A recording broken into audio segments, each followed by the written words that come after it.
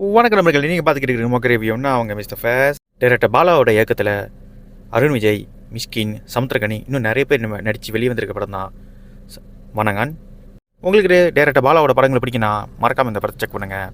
இந்த படமும் உங்களுக்கு பிடிக்கிறதுக்கான வாய்ப்பு நிறைய இருக்குது. ஸோ படம் எப்படி இருக்குங்கிறத முழுசாக பார்த்துக்கலாம். அப்போ ஆரம்பிக்கலாமா? டைரக்டர் பாலாவோட படங்களாவே பொதுவாகவே பார்த்தீங்கன்னா படத்தோட கேரக்டராக இருக்கட்டும், அந்த கதாபாத்திரத்தோட பெர்ஃபார்மனாக இருக்கட்டும், நின்று பேசும். அந்த வகையில் இந்த படத்தோட ஹீரோவான அருண் விஜய் இதுக்கு பக்காவாக சூட் ஆகிருக்காரு. கிட்டத்தட்ட அவரோட பெர்ஃபார்மன்ஸ் எப்படி இருந்துச்சுன்னா, சூர்யா சாரை விட இவருக்கு நல்லா ஆப்டாக பொருந்துங்கிற அளவுக்கு அவரோட பெர்ஃபார்மன்ஸ் இருந்தது. ஈவன் இந்த படத்தில் வந்து பார்த்திங்கன்னா அவருக்கு டைலாகே கிடையாது. கிட்டத்தட்ட கம்ப்ளீட்டாகவே அவரோட எமோஷனை ரியாக்ஷன்லையும் ஆக்ஷன்லையும் மட்டுமே ஹோல்டு பண்ணி கொண்டு போயிருப்பார். ஒரு எமோஷன்ஸில் அவர் அழுவும் போது பார்த்திங்கன்னா லிட்ரலி நம்ம கண்ணிலேயே தண்ணி வர அளவுக்கு அந்த எமோஷனை கரெக்டாக கடத்திடுறாரு. ஸோ இந்த படத்தோட பெர்ஃபார்மன்ஸை பொறுத்த வரைக்கும் பக்காவாக பண்ணிட்டாரு. ஹீ நெயில்டுங்க. கண்டிப்பாக அருண் விஜய்க்கு இந்த படம் கண்டிப்பாக பேர் சொல்கிற படமாகவும், இதுக்கப்புறம் அவர் பண்ண போகிற படங்கள் வந்து கொஞ்சம் கேரக்டர் ஓரியன்டாக இருக்க சான்சஸ் நிறைய இருக்குது. ஸோ அவருக்கு இந்த படம் நல்லபடியாக அமையும் நான் நம்புகிறேன். அண்ட் இதை தாண்டி படத்தோட ஹீரோயினான ரோஹினி பிரகாஷ் அவங்களோட ரோலுங்கிறது ரொம்பவே நல்லா இருந்துச்சு. இந்த படத்துக்கு ஒரு ஹியூமர் சேர்க்குறதே அவங்களோட ரோல் தான். ஈவன் என்ன தான் அவங்க ஹீரோயின் ரோலாகவே இருந்தாலும் அவங்க பண்ணுற சேட்டை, அவங்க போய் வந்துட்டா அருண் விஜய் போய் வம்புழுக்கிறதா இருக்கட்டும், அவர்கிட்ட அடி வாங்கிட்டு வந்து அவர்கிட்டே வந்து போய் திருப்பி திமிரு கட்டுறதா இருக்கட்டும், செம்ம வேறு லெவல் பெர்ஃபார்மன்ஸ். பாலா சார் படத்தில் பெர்ஃபார்ம் பண்ணாமல் இருக்க ஆளே கிடையாது. ஸோ அந்த வகையில் ஹீரோயின் செம்ம ஒரு பெர்ஃபார்மன்ஸ். இதை தாண்டி படத்தில் ரீதா ஃபாதிமான ஒரு பொண்ணு நடிச்சிருக்கோம், அருண் விஜயோட சிஸ்டரா. அந்த பொண்ணு செம்ம நடிப்புங்க, செம்ம நடிப்பு. கிட்டத்தட்ட அந்த பிள்ளையோட எமோஷனுங்கிறது அந்த பொண்ணு செம்மையாக கேரி பண்ணியிருக்கு. கிட்டத்தட்ட அருண் விஜயோட தங்கச்சாவே வாழ்ந்துருக்கோம் போல் அந்த பிள்ளை. அந்த அளவுக்கு பாலா சார் வேலை வாங்கியிருக்காரு. அந்த பிள்ளையோட பெர்ஃபார்மன்ஸுங்கிறது செகண்ட் ஹாஃப் ஃபுல்லாக ஹோல்டு பண்ணி கூட்டு போகுது. ஏன் அந்த பிள்ளையை வச்சு வர ட்விஸ்ட்டுங்கிறது செம்ம ஒரு எமோஷனலாக இருந்துச்சு, நல்லாவும் இருந்துச்சு. இதை தாண்டி படத்தில் நடித்த எல்லாரோட பெர்ஃபார்மன்ஸ் ரொம்பவே நல்லா இருந்துச்சு. முக்கியமாக மிஷ்கின், சமுத்திரகனிலாம் பார்த்திங்கன்னா செகண்ட் ஹாஃபில் தான் வருவாங்க. பட் அவங்களோட கேரக்டர் 2-3 சீனாக இருந்தாலும் ரொம்பவே நல்லாவே பண்ணியிருந்தாங்க. அவங்கள கொஞ்சம் டிஃப்ரெண்ட்டாகவும் இருந்துச்சு அந்த ரோலுங்கிறது. சமுத்திரகனி பொறுத்த வரைக்கும் பார்த்திங்கன்னா ஆஸ் யூஸ்வல் அவரை போலீஸாக பார்க்காத படமே இல்லை. பட் மிஷ்கினுக்கு அந்த லாயர் ஒரு ஜட்ஜாக வருவார், அந்த இன்னும் கொஞ்சம் யூனிக்காக இருந்துச்சு. அவரோட லுக்காக இருக்கட்டும், அவர் பேசுகிற ஸ்டைலாக இருக்கட்டும், ரொம்ப நல்லா இருந்துச்சு. படத்தோட மியூசிக் பொறுத்த வரைக்கும் பார்த்தீங்கன்னா ஜிவி பிரகாஷ் தான் பண்ணியிருக்காரு. ஏன்னா தான் படத்தோட மியூசிக் வந்து ஜிவி பிரகாஷாக இருக்கும். பேக்ரவுண்ட் ஸ்கோர் பொறுத்த வரைக்கும் சாம் சிஎஸ் பண்ணியிருக்காரு. சாம் சிஎஸ் ஒர்க்குங்கிறது இந்த படத்துக்கும் ஒரு ப்ளஸ் பாயிண்டாக தான் அமைஞ்சிருக்கு. எந்த ஒரு வகை பேக்ரவுண்ட் ஸ்கோர் பொறுத்த வரைக்கும் பார்த்தீங்கன்னா எந்த வகையிலும் குறை சொல்ல முடியாது. அண்ட் ஜிவி பிரகாஷோட பாட்டுங்கிறது ஓகேங்கிற ஃபீல் தான் எனக்கு கொடுத்து. படமாக பார்க்கும்போது எந்த ஒரு டிஸ்டர்பிங்கும் பெருசாக ஒட்டாத மாதிரிலாம் இல்லை. இந்த படத்தோட கதைக்கு ஏற்ற மாதிரி அது ஒன்று இணைஞ்சு போயிடுச்சு. பட் தனியாக கேட்கும்போது பெருசாக எந்த ஃபீலும் இல்லை. பட் எனக்கு ரொம்ப இம்ப்ரெசிவாக இருந்துச்சுன்னு சொல்ல மாட்டேன். ஒரு ஓகேங்கிற ஃபீல் கொடுக்கக்கூடிய அளவுக்கு தான் இந்த படத்தோட சாங்ஸும் மியூசிக்லாம் இருந்துச்சு. இந்த படத்தோட டெக்னிக்கல் ஆஸ்பெக்ட் பொறுத்து இருக்கணும், சினிமோகிராஃபியாக இருக்கட்டும், விஷுவலாக இருக்கட்டும், ஆர்ட் ஒர்க்காக இருக்கட்டும், எல்லாமே பக்காவாக இருந்துச்சு. இந்த படத்துக்கு என்ன தேவையோ அது கரெக்டாகவே இருக்காங்க. முக்கியமாக பாலா சார் படம்னாவே பார்த்தீங்கன்னா லைவ் லொக்கேஷன்லாம் ஷூட் பண்ணுவார். அதுக்கேற்ற மாதிரி அவரோட கேரக்டராக இருக்கட்டும், அந்த இடமா இருக்கட்டும், அந்த லொக்கேஷனாக இருக்கட்டும், அந்த ஜியோகிராஃபியை பக்காவாக எஸ்டாப்ளிஷ் பண்ணுவாங்க. ரொம்ப லைவ்லியாக இருக்கும். அதே போல் தான் இந்த படமும்.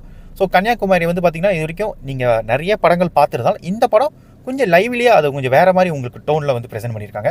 ஸோ அது ரொம்பவே நல்லா இருக்குது. இந்த படம் பார்க்குறதுக்கு அதுவும் ஒரு காரணம். அதே போல் இந்த படத்தோட ரன் டைம் கிட்டத்தட்ட 2 மணி நேரம் 2 நிமிஷம் ஓடக்கூடிய இந்த படங்கிறது, இந்த ரன் டைமுங்கிறது ஒரு பக்காவான ரன் டைம். ரொம்ப செம்ம கிரிப்ஸாக இந்த படம் பார்த்திங்கன்னா ஃபஸ்ட் ஹாஃபுங்கிறது முன்னாடியே பாலசார் இன்டர்வியூவில் சொன்னது போல் ஃபஸ்ட் ஹாஃபுங்கிறது ஒரு ஜனரஞ்சமான ஆடியன்ஸுக்கும், செகண்ட் ஹாஃபுங்கிறது அவரோட டச் இருக்கும். அவர் சொன்னது போலேயே தான் இந்த படம் அதே மாதிரி தான் இருந்துச்சு. பட் இந்த படத்தோட எந்த ஒரு இடத்துலையுமே வந்து பார்த்தீங்கன்னா டீவியேட் ஆகாமல் இந்த படத்தோட கருவை கலைக்காமல் அது எங்கே ஆரம்பிச்சதோ கரெக்டாக போய் அங்கேயே முடிக்கிற மாதிரி பக்காவான ஒரு ஸ்க்ரீன் ப்ளே பண்ணியிருக்காரு. அண்ட் ஸ்க்ரீன் ப்ளே பொறுத்த வரைக்கும் பார்த்தீங்கன்னா ஃபஸ்ட் ஹாஃபும் சரி செகண்ட் ஹாஃபும் சரி ஒரு பக்கா டீசெண்டான ஒரு ஸ்க்ரீன் ப்ளே. ஃபஸ்ட் ஹாஃப் பொறுத்த வரைக்கும் பார்த்தீங்கன்னா இது பாலா படமா அப்படின்னு யோசிக்கிற அளவுக்கு ஒரு ஸ்க்ரீன் ப்ளே பண்ணியிருந்தாரு.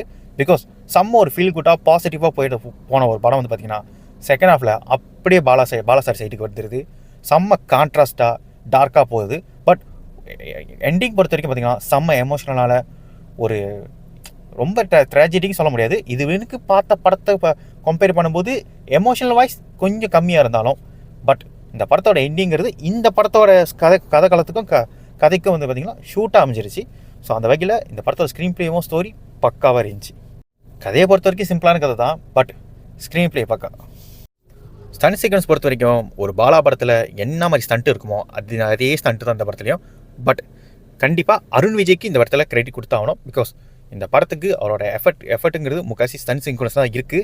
கிட்டத்தட்ட அவர் அடிப்பட்டு ஹாஸ்பிட்டலில் போகிற லெவலுக்கே இப்போ இருந்தாலும் இந்த படத்தோட அந்த எஃபர்ட்டுங்கிறது ஸ்க்ரீனில் பார்க்க முடிஞ்சுது. அந்த வகையில் ஸ்டன் சீக்வன்ஸ்க்கு பொறுத்த வரைக்கும் பார்த்தீங்கன்னா கொரியோகிராஃபி எல்லாமே பக்காவாக இருந்துச்சு. கொஞ்சம் ரியலிஸ்டிக்காகவும் ரஸ்டிக் அண்ட் ரியலிஸ்டிக்காக இருக்கும்.